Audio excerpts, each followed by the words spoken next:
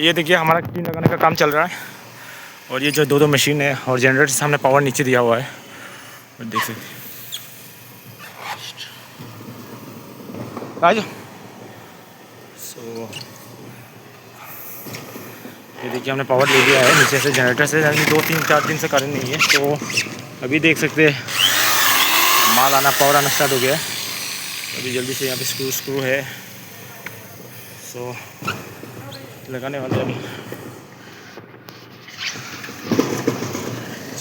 हिल रहा है पावर के फॉलो।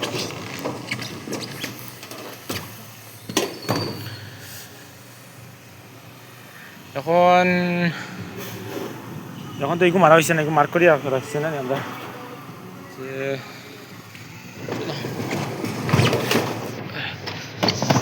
তারা রেডি করে টিভি উঠাইতে।